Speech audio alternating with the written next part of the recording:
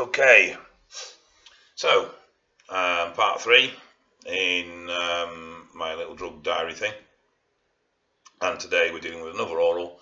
We're talking about oxandrolone, or commonly known as anavar or VAR. It's an oral, usually available in 10 or 50 mg tabs. It does come in tabs prescription wise as low as 2.5 mg. It has a very interesting anabolic androgenic ratio. Its anabolic ratio is a range of 322, to 630 over an androgen of 24. So basically, what that means is this stuff is very anabolic, so it's very good at building muscle mass, and it's very low androgenic, so it's very low on the side effects side of things, which is why it's very popular with females, because they don't tend to turn into blokes when using it. Now, it has a half-life of 9 hours. So remember that when dosing. From a detection point of view, it's in your system for about 3 weeks. Now, doses range massively, and these are only just doses that I am commonly aware of being used. These are by no means recommendations. Males tend to be anything from 20-30 mg a day up to 200 mg a day. Females tend to be around 10 to 30 mg a day. Now, it can be taken throughout the day, which is how I do it. I tend to split it into 3 doses, or you can take it as a pre-workout. It varies individual to individual, but I found somewhere between 45 minutes to an hour and 15 minutes pre-workout. It will actually have an effect within the workout. Now, it's based on dihydrotestosterone, so it's a DHT derivative. So as a result of that, it doesn't aromatize. So you don't have issues with estrogen levels, you're not going to have issues with water retention and the things associated with that. On top of that, unlike other orals that we've discussed, it doesn't have a direct reaction on any receptors either. So you've got no issues there. However, like the other orals, it is fat soluble. So it can get bound up with dietary fat, so I recommend taking it on an empty stomach wherever possible.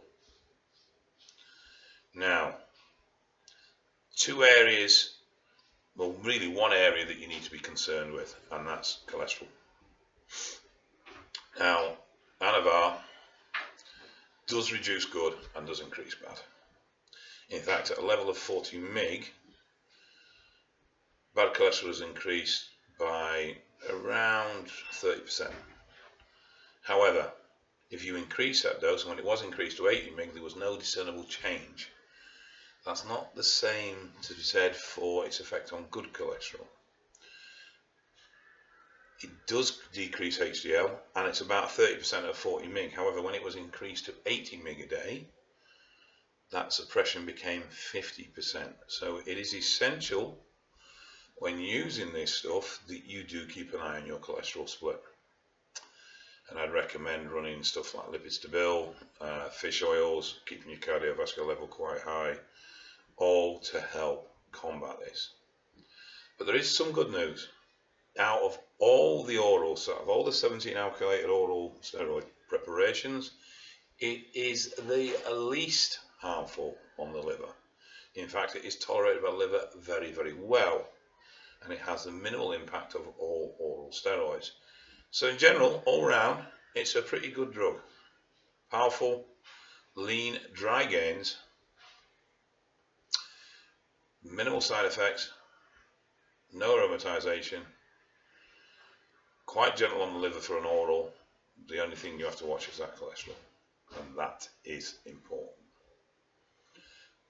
Okay, so that's it really in a nutshell.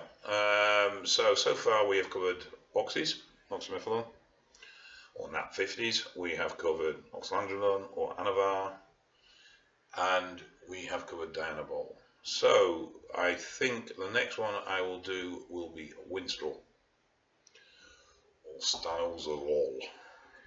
I think that's how you say it. I can never say it correctly. That's one thing I will warn you of. My pronunciation is terrible, so if it's slightly off, I apologise. I struggle to get my mouth around some of the chemical names. There's quite a few words that I struggle to say actually. Apocalypse, yeah, that thing. Yeah, end of the world jobby. Can't say that one either. Anyway, I'm going to get off. I've rambled on enough, and I'll catch up with you guys soon.